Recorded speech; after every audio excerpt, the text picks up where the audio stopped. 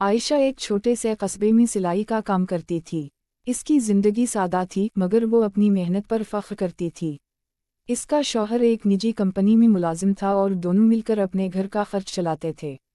आमदनी ज्यादा नहीं थी लेकिन दिल में सुकून था। एक दिन शहर की एक मशहूर कारोबारी खातून ज़ररी बेगम अपनी बेटी के साथ आयशा की दुकान पर आईं। इन्होंने आयशा के हाथ का काम देखा तो बहुत मुतासिर हुईं। इन्होंने कहा कि अगर आयशा सिर्फ उनके लिए कपड़े तैयार करे तो वो आम ग्राहकों के मुकाबले में कई गुना ज़्यादा मुआवजा देंगी। इतनी बड़ी पेशकश सुनकर आयशा बहुत खुश हुई। इसे लगा कि अब इसकी माली परेशानियां हमेशा के लिए ख़त्म हो जाएंगी। इसने पुराने ग्राहकों के ऑर्डर मुअख्खर करना शुरू कर दिए और अपनी सारी तवज्जो सिर्फ एक ही अमीर ख़ानदान पर लगा दी। शुरू में सब कुछ बहुत अच्छा चलता रहा। घर में नए पर्दे आ गए, अच्छा फर्नीचर आ गया और ज़रूरत की हर चीज़ आसानी से ख़रीदी जाने लगी। आयशा को महसूस होने लगा कि पैसा ही ज़िंदगी की असल कामयाबी है। लेकिन चंद ही महीनों बाद हालात बदलने लगे। ज़ररी बेगम हर काम में नई शर्त रखती, कभी कीमत कम कर देती, कभी डिलीवरी जल्दी मांगती और कभी मामूली सी बात पर पूरा लिबास वापस कर देती। आयशा मजबूर थी क्योंकि इसने अपने पुराने गाहक तकरीबन खो दिए थे। एक दिन अचानक ज़ररी बेगम ने बैरून मुल्क मुंतकिल होने का फ़ैसला कर लिया। उनके तमाम ऑर्डर मनसूख हो गए।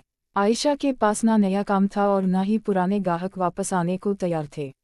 जिन लोगों को उसने बार बार इंतज़ार करवाया था वो दूसरे दरजीम के पास जा चुके थे। परेशानी बढ़ती गई, घर के अखराजात पूरे करना मुश्किल हो गए। आयशा हर रात यही सोचती कि आखिर गलती कहाँ हुई। एक शाम उसके शौहर ने नरमी से कहा, हम गरीब ज़रूर हैं लेकिन कभी बेईमान नहीं थे। असल दौलत लोगों का एतमाद होता है और हमने वही खो दिया है। ये अल्फाज आयशा के दिल में उतर गए। अगले ही दिन उसने अपने पुराने गाहकों से राब्ता किया। जिससे गलती हुई थी इससे माफ़ी मांगी। जिसका काम अधूरा रह गया था उसे तरजीह देकर मुकम्मल किया। इसने फैसला किया कि अब किसी एक दौलतमंद गाहक के लालच में दूसरों के साथ नाइंसाफ़ी नहीं करेगी। शुरू में बहुत कम लोग वापस आए लेकिन आयशा ने हिम्मत नहीं हारी। वो पहले से भी ज़्यादा मेहनत, दियानत और मोहब्बत के साथ काम करने लगी। आहिस्ता आहिस्ता उसकी अच्छी शोहरत दोबारा फैलने लगी।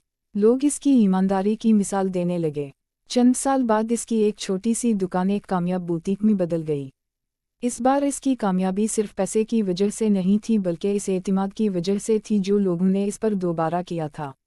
आयशा ने अपनी ज़िंदगी से एक बात सीख ली थी कि वक्ती फ़ायदा इंसान को खुश तो कर सकता है लेकिन गलत फ़ैसलों पर कायम कामयाबी ज़्यादा देर नहीं रहती। मुस्तकिल इज़्ज़त सिर्फ सच्चाई, इंसाफ और मेहनत से हासिल होती है। सबक: लालच वक्ती खुशी देता है मगर दियानत, अच्छा किरदार और लोगों का एतमाद ऐसी दौलत हैं जो कभी ख़त्म नहीं होती।